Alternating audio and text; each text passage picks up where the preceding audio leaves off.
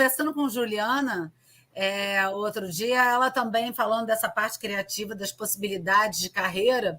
A minha pergunta para ela foi a mesma que a Neide estava fazendo agora, como podemos entrar nesse universo, né? E qual a formação necessária, e aí a Juliana já deu aí já abriu a minha mente, né, um pouco em relação a isso, e aí ela trouxe todo esse mundo também artístico, né? Você falou, sua formação é engenharia, né? Engenharia elétrica, e aí eu imagino que o pessoal de TI, pessoal designer, você falou pintura, música, artes, o que mais, Juliana? O jogo ele está inserido no mercado de audiovisual, né? Tanto é que a gente compara muito com a indústria da música, do cinema, né? Então é uma indústria criativa, né? Então, para fazer um jogo, cara, você tem que ter um programador, tudo bem, mas você tem que ter o artista para fazer arte 2D, 3D, pixel art, vários tipos diferentes de arte, né? Você precisa ter um músico para fazer a música do jogo, para fazer a sonoridade do jogo, sonoplastia.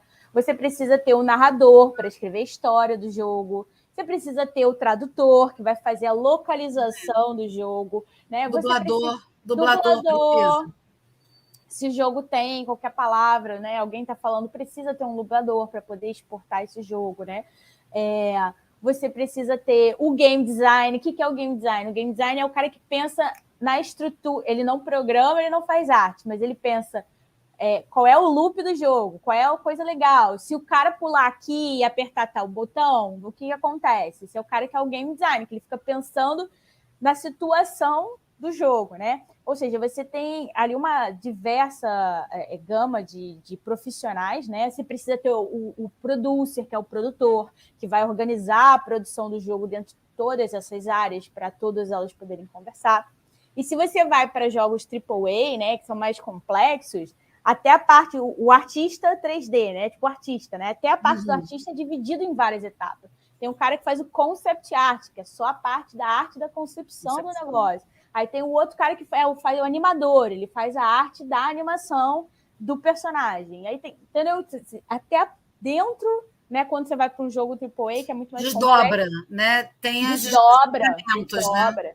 O estúdio indie, por ser mais enxuto, né, ser menorzinho, fazer jogos de valores menores, né, de produção, acaba que o artista faz tudo, faz o concept art, faz a desenho, isso aqui. Mas, assim, ou seja, você pode, de várias profissões, vir parar aqui no mercado de jogos, né? Então, assim, de várias formações, você cair aqui no mesmo... trabalhando junto no mesmo jogo, né? Interessantíssimo isso. Então, abre realmente um leque, abre uma gama aí maravilhosa. Eu ia falar para o pessoal, pergunta mesmo, porque ela sabe muito. E aí já temos uma pergunta bem interessante do Wagner Salles. Olhando para streamers de jogos no Facebook, Twitter, YouTube, vejo algo parecido com o surgimento da Uber. Início bom, caminho direcionado. Faz sentido isso, Juliana? Qual a perspectiva para esse nicho? O mercado de jogos só cresce desde que ele começou. Assim, ele está ascendente desde que começou. E nos últimos 4 anos, 20% ao ano. Com toda essa entrada de metaverso, etc., entendeu? Tipo assim, aí abriu um outro nicho gigantesco para o mercado de games se inserir. Mas não só isso. A geração Z e as gerações maiores, né? Então, cada geração que passa, ela passa mais tempo jogando.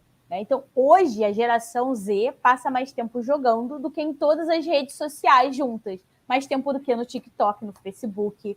Assim, e ela passa mais tempo dentro do jogo, né? E o que é o jogo?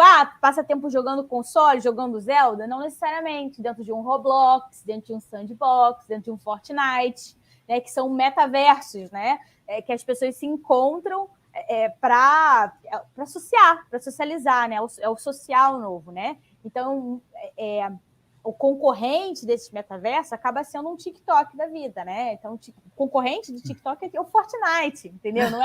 Não necessariamente é o Instagram, entendeu? Tipo, é o Fortnite, que a pessoa passa mais tempo no Fortnite do que ela passa no TikTok. E cada geração que passa, isso aumenta, né? Então, hoje, essa geração Z já passa 30% do tempo de lazer dela dentro de jogos.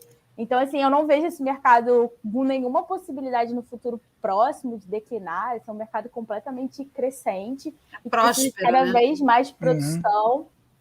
E essas plataformas, né, tipo Fortnite, Roblox, elas precisam de produção dentro delas para não ficar enjoativo, né? Ou seja, novos minigames dentro do game, né? Então, porque aquilo ali acaba se transformando num hub, né? E outras experiências, shows que são transmitidos dentro do GTA, dentro do Fortnite, né?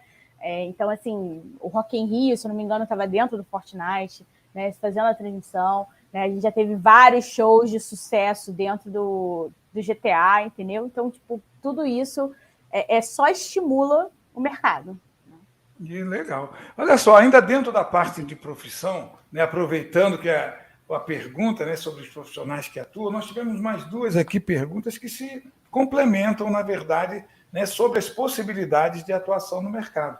Nós temos uma aqui, que é do Leandro, que ele pergunta: sou matemático, consigo me inserir nesse universo dos games? E logo na sequência tem uma também, né, sobre o espaço de trabalho, né, dentro da área de games. Sou estudante de engenharia, que é do Tadeu, de computação, e muitos amigos que estudam comigo querem trabalhar com jogos. Algum conselho para eles dentro desse mercado, nesse mercado de trabalho? Como é que você poderia nos ajudar ou ajudá-los, ao Leandro e ao Tadeu, a entender melhor as oportunidades que eles possuem na área de games? Para os matemáticos, né, existem alguns nichos muito específicos na área de games para os matemáticos, né? Então, todos aqueles jogos que têm qualquer elemento de chance, ou seja, não só jogos de cassino, mas jogos que tenham dado, cartas, sabe? Tipo, qualquer jogo que tenha qualquer elemento de chance precisa ter um matemático por trás, né? Então, você contrata um matemático para ele fazer a matemática do jogo, né? Então, tipo assim, isso é super comum, né?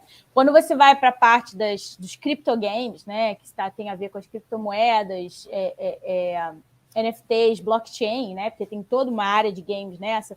É necessário fazer a economia do jogo, né? Então, você tem economistas, né? Que normalmente são matemáticos, né? Que vão fazer a economia do jogo, que é conta para tudo quanto é lado, é estatística. Então, existe todo... Assim, o matemático ele é muito requisitado na área de estatística, né? E também no desenvolvimento de alguns algoritmos específicos, de algumas mecânicas mais difíceis, né? Então, quando você precisa de uma mecânica mais complicada, normalmente a gente se contrata um matemático para estar ali. Então, existe o espaço do matemático no game, não em todos os tipos de jogos, mas em alguns tipos de jogos um pouco mais específicos, né? No caso do engenharia de computação, obviamente a gente tem os desenvolvedores, né? Tipo assim, é o eu ali é o iniciozinho ali, né? Então, assim, hoje o C# e o C++, né, são as duas linguagens, porque os dois frameworks de desenvolvimento, né, são Unity e Unreal, que são os principais. Existem outros frameworks de desenvolvimento de jogos, né? A Google, obviamente, já lançou a dela, que é a Go, né? Mas, enfim, mas, assim, hoje os dois mais fortes é Unity e Unreal, principalmente no Brasil, o Unity, né, que é baseado em C#. O Unity, assim, acho que 95% dos estúdios de games desenvolvem em Unity hoje. Só que lá fora existe um desenvolvimento maior em Unreal, entendeu? Que é baseado no C++. Então, tipo assim, se você está pensando numa carreira, né, que você quer trabalhar no Canadá, que é muito forte no jogo, né, França, né, se está almejando isso, né, é melhor você ir pelo Unreal, né?